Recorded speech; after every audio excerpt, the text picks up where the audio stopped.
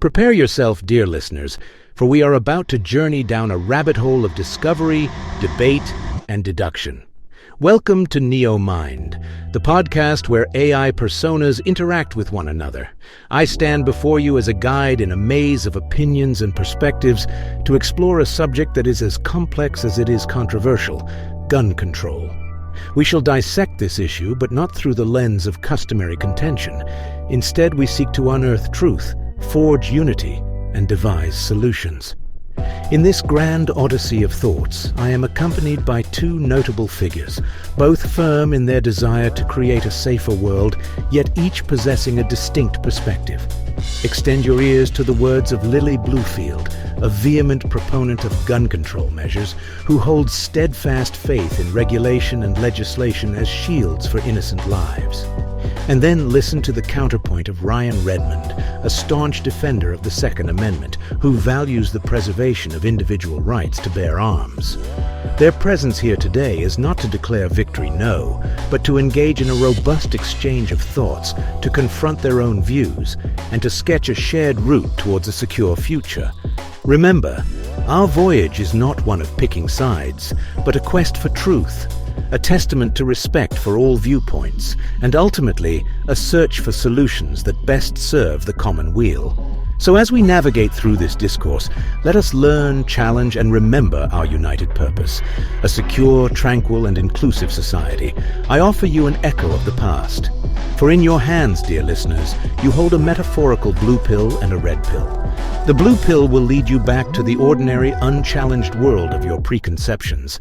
The red pill, however, will lead you further down this rabbit hole, deeper into this powerful dialogue, in pursuit of truth, wisdom, and understanding. Choose wisely, for once chosen, there is no going back. The enlightening, the soul-stirring, the heart-touching, and above all, the truth-seeking dialogue begins now. All right, let's kick things off, Lily. We're not just talking about guns here, no. We're talking about our freedom, our rights etched in the heart of this nation by our founding fathers. Are you ready to rewrite that history?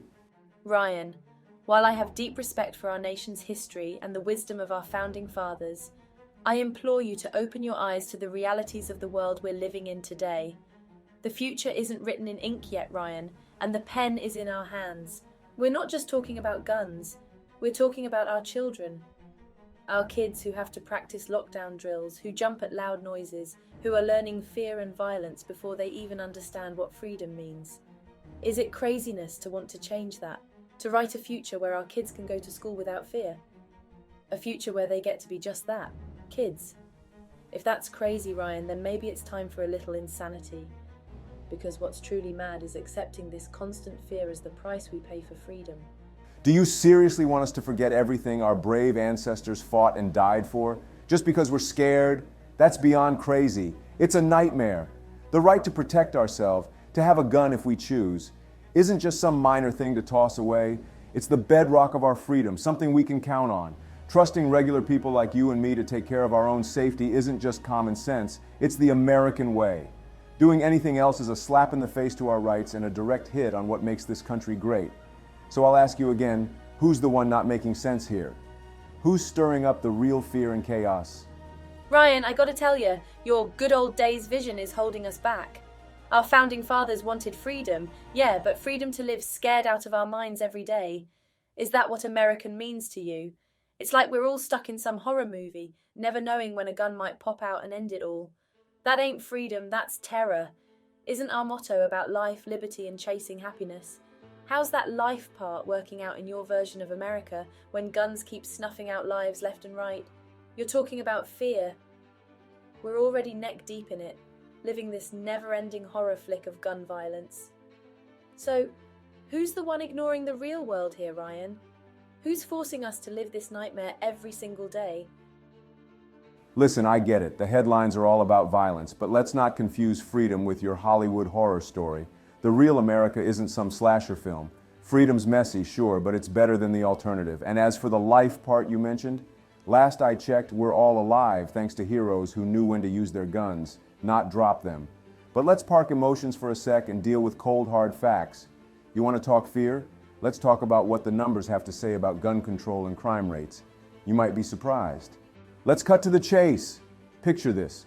3 million instances annually where the only barrier between an innocent life and the relentless icy grip of death is the unwavering resolve of steel. Are you seriously proposing we trade this life-preserving fortress for what? A cloud of cotton candy, sweet but tragically frail when the storm of reality hits? Listen up. Just this year, 2023, we're counting nearly 20,000 lives ended by guns, Ryan. A reality too cruel for words, hitting families, neighborhoods, and even our young ones. So tell me, Ryan, are we ready to trade lives for the right to bear arms? Is this the bitter pill we're willing to swallow? Lily, the loss of 20,000 lives is tragic, each one a story ended too soon. But consider Sarah, a single mother in a high-crime neighborhood. Her gun isn't a trophy, it's a lifeline, her only means of protection. In your pursuit of safety, are you willing to rob her of her right to defend herself and her child? Our Second Amendment serves as an assurance that their lives matter, that they can stand against threats. Oh, you paint a vivid picture with Sarah, but let's pull back the curtain on the bigger scene. Your narrative skips the fact that a gun in the home can double the odds of homicide and quintuple the risk of suicide. We're not just talking about gangsters in some movie. We're talking about our neighbors, our friends, our families. You speak of the Second Amendment like it's a shield, but it's looking more like a loaded dice where the house always wins, and we're the ones losing. Do we want to gamble with our lives or create a safer bet? That's the real question. You're crafting a narrative here that's heavy on fear but light on facts. You're missing the other side of the coin, the lives saved, the crimes deterred, the families that sleep safe at night knowing they have the means to protect themselves. You liken our Second Amendment to a loaded dice, yet it's that very amendment that keeps the power balanced, power in the hands of the people. Our Constitution isn't a game of chance, Lily, it's the very foundation of our freedoms. So, I ask you, would you rather have a well-dressed scarecrow or a bulwark that has stood the test of time? Times have changed, Ryan. We don't light candles to read at night anymore, right? Australia dimmed the sparks of violence with strict gun laws and saw a significant drop in firearm deaths. Are we too arrogant to learn from the land down under? There's no arrogance in respecting our heritage. Yes, times change, but the principles of liberty don't. We don't light candles anymore, but we still crave light, right? Australia isn't America. Our founding fathers, in their wisdom, established the Second Amendment not as a decorative piece, but as a defense against tyranny. We aren't about to trade our sturdy shield for a fragile feather duster. Is it truly progressive to hand over more power to the government, or is it just swapping one danger for another? I hear your battle cry for heritage and liberty. But isn't liberty about being free from fear? About the right to live without looking over your shoulder every day? Adaptation isn't tyranny, Ryan. It's evolution. It's our response to a world that's no longer defined by muskets and militias, but by automatic weapons and innocent lives lost in their crossfire. Are we so chained to our past that we can't unshackle ourselves even to save our future? Is not the true act of courage to face our realities rather than seeking refuge in the shadows of the past? The Constitution isn't some pair of flared jeans, it's a timeless masterpiece. The Supreme Court echoed this in District of Columbia v. Heller. Are you suggesting we ignore their wisdom? No, but let's not forget that same ruling stated that the right to bear arms isn't unlimited. Public safety calls for reasonable controls. Are we doomed to be prisoners of the past, or do we have the courage to shape our future? Reasonable. That's a Pandora's box, Lily.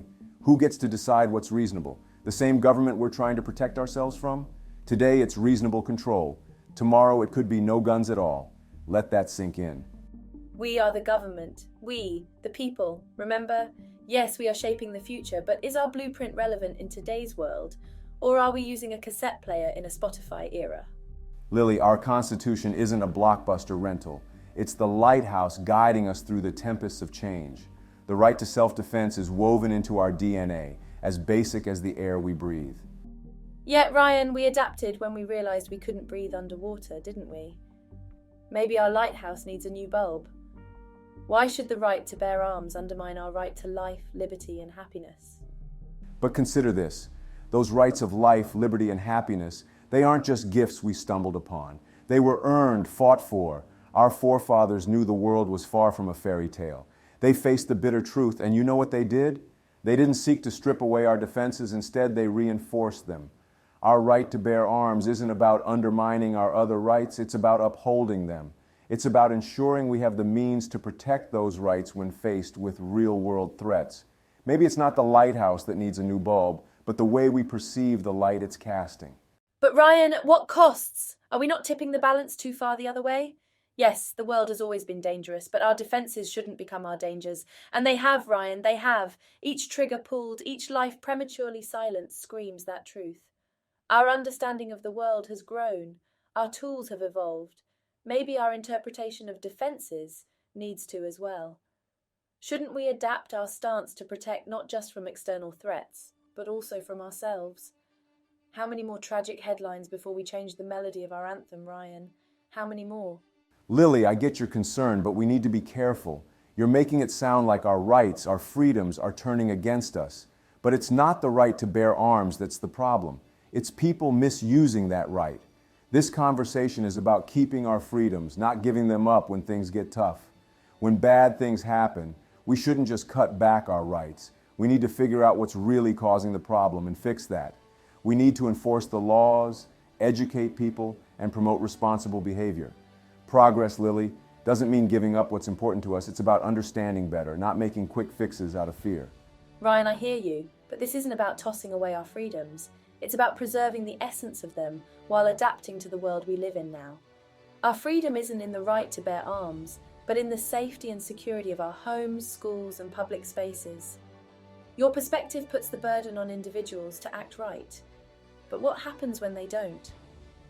We pay the price again and again. It's not about hastily chopping off what we deem dangerous. It's about reimagining, responsibly refining our path forward. We've evolved in every other aspect. Why not here? Can't our progress reflect in our laws, in our care for each other? Our goal should be a society that doesn't need to lean on a firearm for safety. Lily, you think we're just clinging to old words, but these words have a timeless wisdom that's kept us safe and free. Our rights aren't just old news, they're the guidelines we use today and a light to show us the way in the future. You want to change things, but we can't just toss out what's important. We can change how we use our rights, how we teach about them, how we make sure they're respected. But we shouldn't give up the right to look after ourselves and the ones we love. Here's the deal. I think the Constitution, as our founding fathers wrote it, was crafted to limit government power and safeguard our liberties. Any detour from the original text could risk stepping on those freedoms. We've had this conversation numerous times. The Constitution, I believe, isn't a static document. It's a tool for us to evolve with the times and ensure justice for all. It's meant to serve every one of us, not just for those who resist change. But can't you see the potential danger in your approach? It grants the government control over our lives, taking away our individual autonomy. This isn't about being stuck in the past, it's about preserving our rights.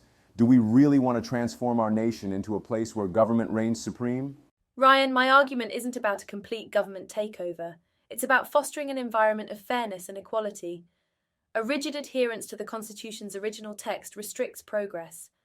Would we have the rights we enjoy today for women or people of colour if we strictly followed the 18th century script? Your fight for equality is respectable, no doubt.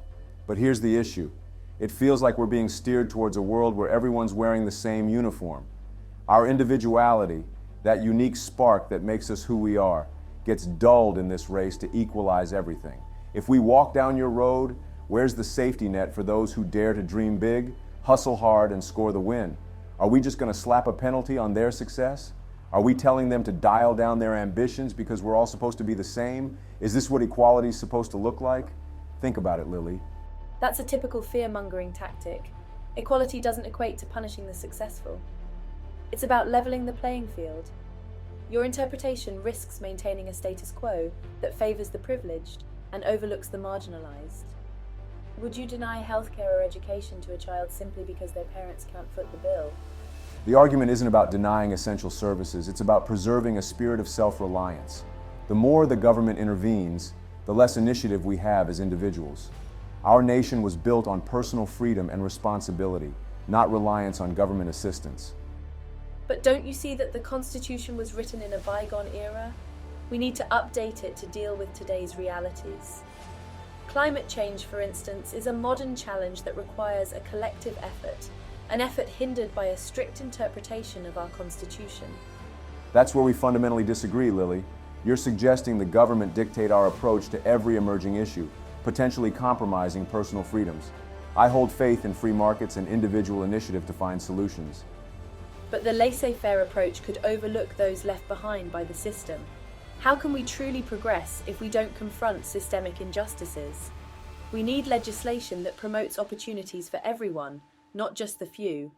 And yet it's these very regulations that could stifle innovation and growth. The Constitution was drafted by visionaries who understood the perils of overbearing government. We can't dismiss their foresight now, can we? I'm not suggesting we disregard their wisdom. I'm proposing we adapt it to our ever-changing societal fabric. We must reflect on this. Should we serve the Constitution, or should it serve us? Your way of thinking worries me. This so-called progress you're pushing, where's the stop button? When will we wake up and realize that we've traded away our freedoms, our rights? The Constitution isn't just some document, it's our shield. History has shown, Lily, that unchecked government power often paves the way to despotism. Doesn't a flexible interpretation of the Constitution risk leading us down the same path? History also presents instances when adaptive interpretation of the Constitution catalyzed societal progress. The landmark Brown v. Board of Education case redefined separate but equal. Doesn't this case illustrate that our Constitution is a dynamic document? Yes, Lily, but let's remember that significant changes were made through carefully considered amendments, a system of checks and balances, not hasty reinterpretations. Continuous reinterpreting risks empowering politicians to infringe on our rights. Isn't that the role of our judicial system, Ryan? Courts are established to interpret laws based on societal changes. Judges exist to uphold justice, not merely adhere to historical precedents. That's true, but there must be a limit to ensure their interpretations don't diverge significantly from the Constitution's original intent. For instance, while regulations help maintain fair practices, an excess can stifle economic growth. Remember the airline deregulation in the 1970s? Ticket prices fell, making travel more accessible. Doesn't that illustrate how limiting government can foster innovation? It does. But deregulation also has its dark side, with corporations taking liberties that lead to catastrophes. Remember the 2008 financial crisis? A lack of oversight precipitated disaster. Isn't that a signal that some degree of regulation is necessary? Your argument holds weight. However, it's not solely about economic matters. If we allow the government to legislate environmental actions, for example, what stops them from dictating your choice of car or energy consumption? Isn't that infringing on our personal freedoms? I understand your concerns, but what if our homes are under threat from rising sea levels due to climate change? Or if our future generations inherit a world damaged because we prioritized individual convenience over collective responsibility? Surely there must be a balance between personal freedoms and societal obligations. You raise a crucial point, Lily, yet the fear remains that once we cede power, it's challenging to regain. The prospect of a government that can arbitrarily alter the Constitution poses the threat of tyranny. Isn't that a risk we must consider? Absolutely. But isn't stasis equally risky? What happens when societal injustices go unchecked and we're unable to progress because we're tethered to an archaic interpretation? A challenging quandary, Lily, but maybe our middle ground lies here, balancing change with reverence for our roots, propelling societal advancements while protecting individual freedoms. This debate is necessary to ensure our Constitution remains relevant. Now there's a sentiment I can agree with. Our Constitution needs to protect us as we navigate a changing world. We're not arguing about rejecting the Constitution. We're discussing the best approach to honor its values today.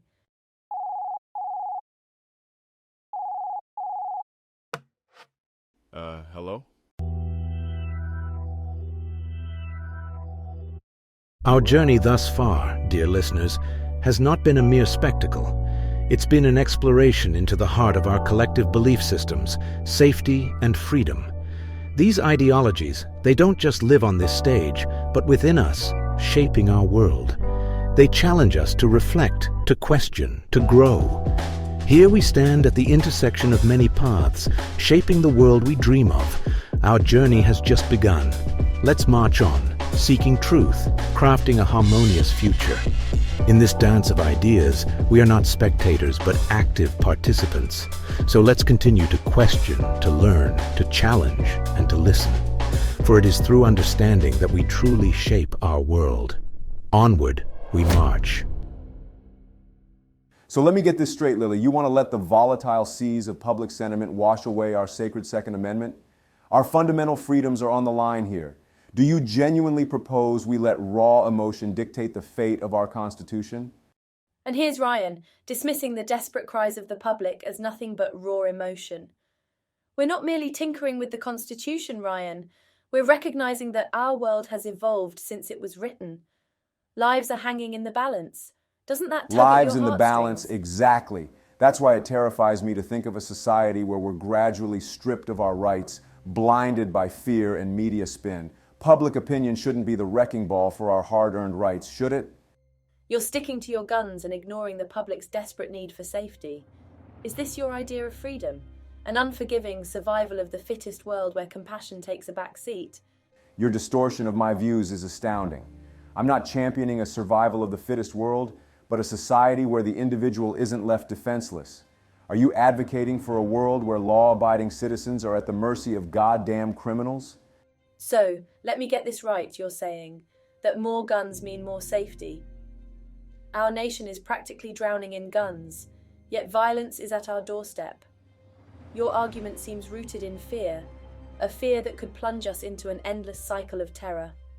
You're really twisting my words here, and it's not cool. I'm not talking about the strong crushing the weak. I'm talking about making sure regular people like you and me aren't left defenseless. Are you really saying you want a world where good, honest people are helpless while criminals wave guns around? That's a scary movie, not a future we should want. We can't afford to drop the ball on this, not on our watch. And what about the freedom to live without the constant shadow of fear? To give our children a chance to learn without the chilling spectre of gun violence? The public's outcry for gun control is a plea for life. Doesn't that matter to you? Lily, each and every life is invaluable to me. But does your plan not risk dragging us into the cold embrace of a totalitarian state? Are we prepared to see our personal defenses vanish, leaving us, the average citizens, vulnerable in the face of overpowering authority? Your way, Ryan, seems to point us towards a society always braced for a firefight, a society where peace is silenced by the echoes of gunshots. Is this the legacy we want to leave for our children? The public's plea is for peace, not for living in a Call of Duty war zone. It feels like we're standing on opposite sides of a canyon. I'm firm in my conviction that once we let our freedoms slip away, it's a hell of a job to get them back. Some might not like it, but it's a stand I've got to make. And I, Ryan, stand shoulder to shoulder with those who crave safety, who dream of a world free from the tyranny of gun violence. It's a tough road, but it's one we have to walk, each and every step. Ryan, it's not about belittling the Constitution. It's about 20,000 lives lost to gunfire across our nation last year. Cities like Chicago and Baltimore are suffering, with 1,000 lives abruptly snuffed out. And mind you, our law enforcers topped the charts last year with 1,060 lives taken. So Ryan, isn't it time we question if our rights come at too great a cost? Your words paint a graphic picture, one that echoes with the sorrow of lost lives. And believe me, Lily, it resonates. But isn't it controversial that we talk about limiting the rights of law-abiding citizens before addressing the real issues? The Second Amendment isn't a luxury, it's a necessary shield. It ensures that when the night turns dark and threatening, every American has the right to stand tall and protect themselves. The reality on the ground is grim. In some neighborhoods, children learn to duck for cover before they learn to read. The sound of gunfire is more familiar to them than lullabies. The right to bear arms doesn't feel like a right when it's robbing our children of their childhood, does it? It tears me apart thinking of those children in fear. I get it, I really do. But blaming our right to bear arms isn't the complete answer.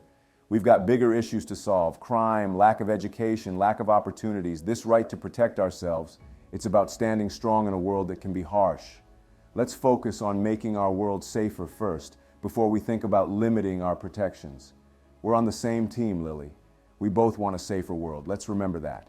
I hear you, Ryan, and I know you care, but you're missing the point. You talk about the right to bear arms, but what about our right to live, to walk down the street without fear?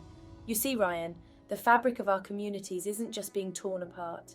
It's being shattered, Ryan, shattered by the very gunfire we're defending. Our freedom to bear arms is nothing if we're prisoners in our own homes, too scared to venture outside. We're not just talking about rights, Ryan. We're talking about lives. We're talking about the essence of who we are as a society. We're not just weighing rights here, we're weighing lives. Lily, it's heart-wrenching, the fear you're describing. No one should live in that fear, no one. But it's not the right to bear arms that creates it. It's the misuse of that right by some. What we need is more control, not less freedom. It's about getting the guns out of the wrong hands, not out of all hands. We need to address the root causes of crime and violence. Let's remember, we're in this together, fighting for a safer world. Our liberties aren't the villain here, Lily. It's how they're abused. We can't forget that while we're fighting the symptoms, we have to treat the disease too. We can't just treat the symptom and call it a day. We have to be brave enough to look deeper. As painful as it is to acknowledge, we must remember that these rights are a protection against totalitarian rule. It's a defense that I refuse to see dismantled. But are we not seeing a different form of totalitarian rule on our streets? A reign of terror imposed by gun violence. The calls for gun control aren't about stripping away rights. They're about reclaiming the right to live without fear. I see your point, Lily, but achieving peace isn't about restricting rights. It's about addressing societal issues, lack of opportunities, failing education systems, inadequate mental health services. That's where our focus should be. Absolutely. But while we work on these issues, we can't ignore the role of firearms. Look at countries like Australia and Japan. They have stringent gun laws and far fewer gun-related deaths. Can't we learn something from them? Make it harder for guns to end up in the wrong hands? We seem to be stuck in a loop. We agree on the problems, but not on the solutions. Perhaps it's time we listen to the people most affected. Let them decide what path they want to tread. I couldn't agree more. This isn't about us. It's about the collective conscience of our nation. We need to hear from those on the front lines of gun violence as we seek to ensure safety and freedom for all. Their voices are critical to shaping the future of gun rights in America. There's no denying that the voices of those directly affected are crucial. But there's also the voice of the rural homeowner, miles from the nearest law enforcement, whose only protection might be their firearm. How do we reconcile these vastly different experiences? That's the challenge, Ryan. The experience of America is diverse. We need a solution that respects the constitutional rights of the rural homeowner while protecting the inner city teenager. It's not easy, but that's why we need more discussions like these. The balance is tricky. I see your points, and they're valid, no doubt. But the fear is that with stringent regulations, only the law-abiding citizens will be without protection, and those with criminal intent will still find ways to access firearms. It's a valid fear, isn't it? It is, Ryan. There's no foolproof solution. But perhaps we can agree that there's a need for more comprehensive background checks, closing the gun show loophole, raising the legal age to buy firearms. Even the most staunch Second Amendment supporters often agree on these points. True, there is some common ground to be found there, but we must be careful to maintain a balance, to ensure we don't cross the line into infringing on the rights of law-abiding citizens. Absolutely, balance is key. In the end, we're all trying to create a safer, more peaceful America. We might have different perspectives on how to get there, but I believe we all share the same goal. The discourse is tough, the issue is divisive, but it's a conversation we can't afford to stop having. I wholeheartedly agree. It's why discussions like these in the real world are on Neo Mind that will hopefully inch closer to finding a solution that upholds our constitutional rights and addresses the pressing issue of gun violence. No one said the path to progress was easy, but it's a path we must continue to tread. Exactly. You talk of balance, Ryan, and upholding constitutional rights, but let's take this conversation a step further. Let's talk about education and training. Are we, as a nation, doing enough to educate our people about the responsibilities that come with owning a gun? Are you suggesting that every gun owner is uneducated? Is that it? That's a severe accusation.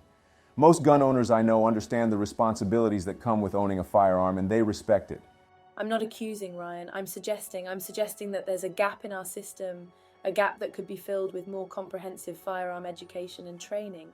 There are countless responsible gun owners who treat their firearms with the respect and caution they deserve. I'm not talking about restrictions. I'm talking about responsibility, about education. It's not about the countless responsible owners. It's about the few who aren't. Those few can cause irreversible damage. I agree on the importance of education, Lily, but it should be a choice, not a mandate. gun ownership is a right and we can't start putting conditions on constitutional rights. That's a slippery slope.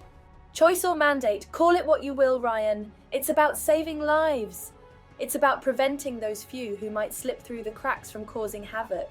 It's about ensuring our children don't become victims of our inaction. Isn't that worth considering? We have to be careful. In our quest for safety, let's not undermine the very freedoms we're trying to protect. Yes, education is crucial, but it should be encouraged, not enforced. We can't start dictating terms on constitutional rights. Is that the America we want to live in? I'm not advocating for dictating terms, I'm advocating for safety. Remember, every right comes with responsibilities, and shouldn't we ensure those responsibilities are well understood? What's the harm in enforcing training programs and providing comprehensive education? Lily, you're veering into dangerous territory. Where does it stop?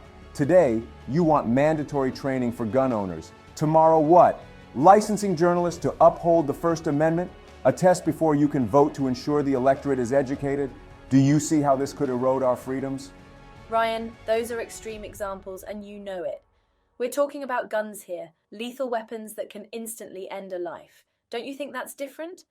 We require training for so many less lethal activities, driving, flying, even fishing. Why should guns be an exception? The gun isn't the problem. The person behind it is. We should be focusing on improving our societal values, our education system, and our family structures. That's where the change needs to happen, not in imposing more requirements on law-abiding citizens. But isn't education part of the solution?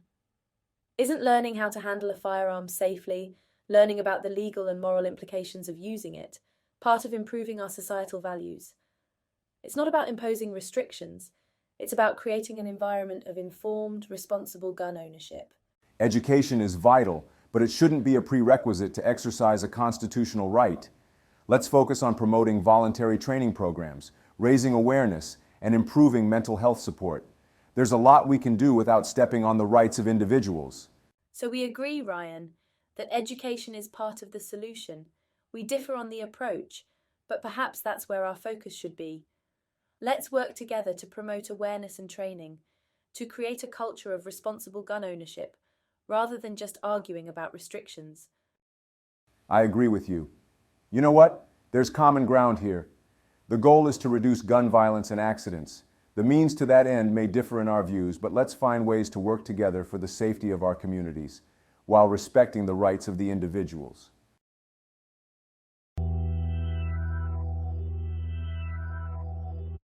And so, dear listeners, we find ourselves at the end of another enlightening journey through the labyrinth of thoughts and perspectives.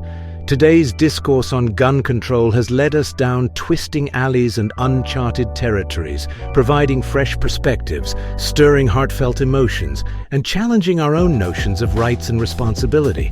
This, my friends, is the purpose of NeoMind: to illuminate, to inspire, and to incite.